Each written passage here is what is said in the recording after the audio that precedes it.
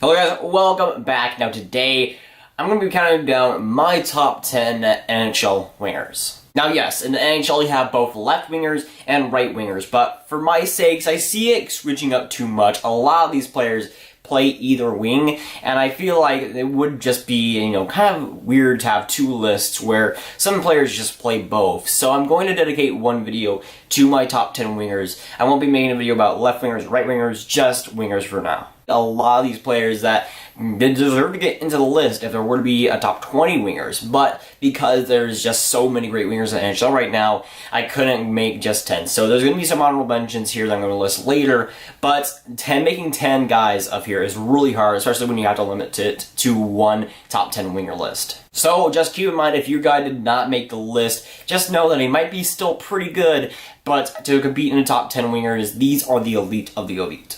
And of course, as the other lists have come by, these lists combine both past performance and 2018 stats. So we're combining the two to make a pretty balanced list here. At number 10, we're going to start with Artemi Panarin of the Columbus Blue Jackets, and he's only played 3 seasons in the NHL, but boy, have he made a splash in all 3 so far. Of course, he's at age 26, born in Russia. He won the 2015-2016 Calder. Deservedly, let's say, is a debate, of course, with Connor McDavid getting injured that season, but he won that Calder, and he was pretty good in that season. In 17-18 season with the Columbus Blue Jackets, he played 81 games, that had 27 goals, 55 assists for 82 points, and he was kind of in that, kind of underrated Hart Cup finalist contention. Panarin was very, very good throughout the whole year, and definitely deserved to be in one of the upper echelon of guys because he had an amazing year on a pretty struggling Columbus Blue Jackets. And with Panarin, he was with the Columbus Blue Jackets. They were a pretty inconsistent team throughout the whole season, but he was one of the guys that was consistent, one of the best guys throughout that whole year. He had a 57.0 close for percentage. I think that was the best in the league when it just comes to close for just by itself. I think he was the best in the league behind guys like Crosby, McDavid. He was amazing. In his career, he's played 243 games. He's had 88 goals, 145 assists for 233 points. Already making a big splash in his career. Only playing 3 seasons, but he's played a lot of them full seasons, and he's played a lot of fantastic games. And he's already shown that he can be a major NHL player, and I believe that he deserves to be in the top 10. Number 9, I have Johnny Gaudreau of the Calgary Flames. At age 24, born in USA. He won the 2016-2017 Lady Being Award. In the 17-18 season, he played 80 games, 24 goals, 60 assists for 84 points. So it was really a breakout year for him as well. He had a 54.1% corresponding percentage in his career so far. He's played 312 games, has had 97 goals, 191 assists for 288 points. Almost a few points behind a point per game, but he's really close to that. And he's already impressed in his short NHL career, kind of like Panarin. He's only been in the NHL for like 4 years now. Of course, he was a later pick, so he's definitely a steal now from Calgary. He's their leader on the wing, and when he plays great, the team plays great. Gaudreau is a great leader and a great guy off the ice, and he definitely deserves to be in this list as he's already dominated the NHL so far. At number 8, I have Phil the Fertile Kessel of the Pittsburgh Penguins. Of course, at age 30, born in the heart of USA. He has 2 cups. He's a 2-time Stanley Cup champion. He won the 2006-2007 Masterton Trophy. In the 17-18 season, he's played 82 games, 34 goals, had a 58 assists for 92 points, and he was really just explosive offensively for the Pittsburgh Penguins and was really one of their key guys when they were kind of struggling. Kessel was one of their main guys alongside of Malkin. That duo was lethal throughout the whole season, and definitely he was productive. He was just amazing for routes and really exploded offensively. He had a 51.6% score percentage. In his career, he's played 918 games, only at age 3, and is almost up to 1,000 games. That's amazing. He's been in the league for quite a while. He had 33 goals, 411 assists for 741 points, and has really been amazing throughout even his not really short career, but it feels like he's been in the league for a while, and he at just age 30, he has still some great hockey ahead of him, and he's already shown that he's got some best years in him with Pittsburgh, and he's still producing points at age 30. It'll be interesting to see if he winning declines, but right now he's still putting up massive points with Malkin and the Pittsburgh Penguins. And of course, he's just a legend on the ice and off the ice. His personality is one of the best in the NHL. At number 7, I have Taylor Hall of the New Jersey Devils. Of course, this past season's Hart Trophy winner. He is at age 26, born in Canada. In the 17-18 season with the New Jersey Devils, after getting traded or having his second year in New Jersey, he played 76 games, had 39 goals, 54 assists for 93 points, and was really amazing throughout the whole thing when he got to play. He had a 51.7% corresponding percentage. His career so far, he's played 529 games at 109 491 goals, 283 assists for 474 points, and has really just been fantastic throughout. Even with New Jersey, he had that 50-point season with New Jersey, and then this season he just explodes. And he was like 40 points ahead of the other guy in New Jersey. I think it was Heischer or somebody other like that. But with Hall, he really dominated the New Jersey Devils in terms of points, and was really the best guy, and really did dominate the NHL too. And while I had Nathan MacKinnon ahead of him in my Hart Trophy finalist, Hall was definitely second overall, and he was amazing throughout the year. He was really dominant, and of course, by far, the MVP for the New Jersey Devils. At number 6, I have Vladimir Tarasenko of the St. Louis Blues at age 28, or age 26, from Russia.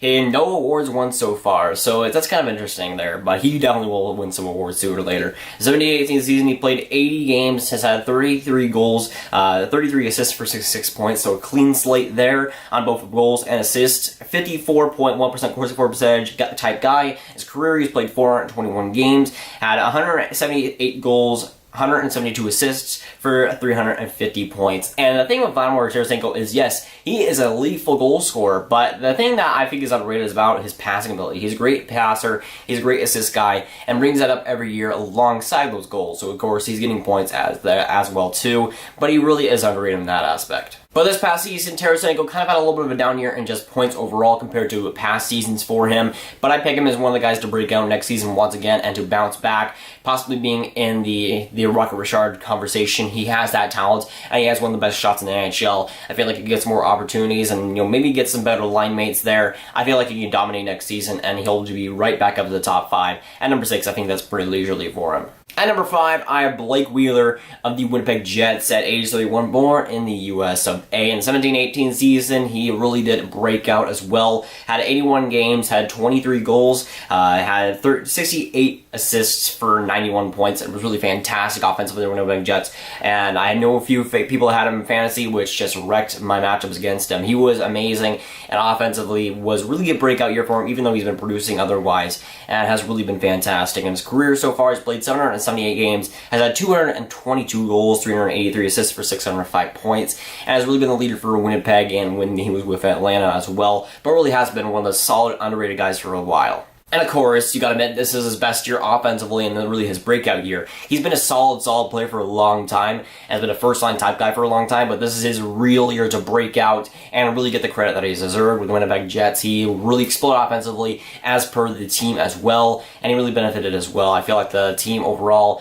Blake Wheeler had a positive year, the Winnipeg Jets has a positive year, and Blake Wheeler, all in all, finally got the credit it deserved, being a pretty underrated player for a long time, and had an explosive year offensively. Now at number 4, here's where a little bit of a bias comes in, but at number 4, I have Jimmy Benn of the Dallas Stars at age 29, born in Canada. He won the 2014-2015 Art Ross Trophy. In the 17-18 season, he played 82 games, played a full season, had 36 goals, 43 assists for 79 points, hit a 52.2% corsi for percentage. His career, he's played 667 games, has had 254 goals, 342 assists for 596 points, and Jamie Benn, he has gotten the credit that he deserves, of course, winning that Art Ross woke a few people up, but he's been one of the more solid, underrated guys, just pure offensively for a while. He's had that skill, and he's been consistent for quite a while, and this past season, he really started off slower per usual, but really got it back going in the second half, and was really dominant towards the last few weeks of the season, and was great there. With Jamie Benn, he brings a lot of physicality, a lot of great defense, and overall is one of the best leaders in the NHL, and one of the best captains overall. He brings a lot to the team, the Dallas Stars, and without him, the Dallas Stars would really be nowhere. At number 3, I have Nikita Kucherov of the Tampa Bay Lightning, age 25, from Russia, still has a lot of great years of hockey ahead of him. In the 17-18 season, he played 80 games, had 39 goals, 61 assists for a clean 100 points. He had a 53.6% corsi for percentage in his career so far, his short career, but great career so far. 365 games played, 147 goals, 187 assists for 334 points. And kind of like Tarasenko, he has that elite goal scoring talent, but the assists marker, he really put up a lot this season and has done that for a while playing with Stamkos. You're obviously going to get some assists as he's a great shot as well, but they're just passing back and forth, just looking elite. And of course, when you have those teammates, it's pretty impressive. But with Kucherov, he's been making a name for himself the past couple of years, and I think he was a 4th round pick, so he's gotten that underrated ability. But with Kucherov, he's been slowly building that up. And this past season was a breakout year for him, getting 100 points. I feel like he can even improve next season if Stamkos keeps performing and if he keeps performing. But at age 25, he's right in his prime, and I feel like he's just going to keep performing. And for Tampa Bay, he's their clear-cut future on the wing position and could be a future Hall of Famer. He's shown that so far. He's shown the playing ability. He's shown how he's been a beast offensively. And the skills that he has is bar none. He's done fantastic in that ability. In the last couple of years, he's just been dominant. And he's shown that offensive ability. He's shown that it's just pure greatness offensively with the shot, with the passing, with the offensive ability. He's looking fantastic. And I think being in the top 3 is deserved for him. What he's shown so far, I think he's just going to keep going and keep getting better. I feel like it's just a matter of time before he's one of the best players, period, in the NHL. Now at number 2, I have Patrick Kane of the Chicago Blackhawks. And again, this is where the track record comes into play when making this list. Patrick Kane has been one of the most dominant guys in the NHL in the last few years now. At age 29, born in US of A, of course, won 3 cups with the Chicago Blackhawks. And the 17-18 season, he played 82 games, has had 27 goals, 49 assists for 76 points.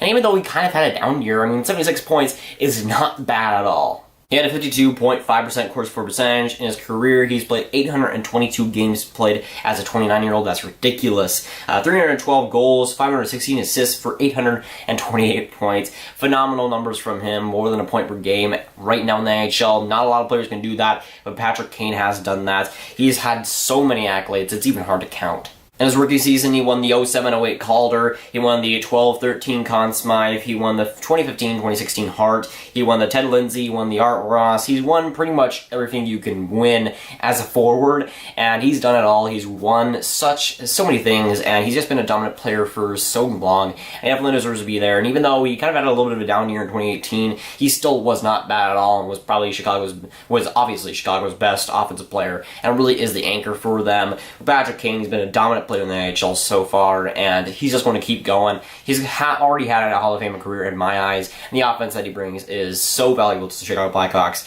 And for him, I feel like he's one of the more valuable players in the NHL for Chicago, and just in the NHL period.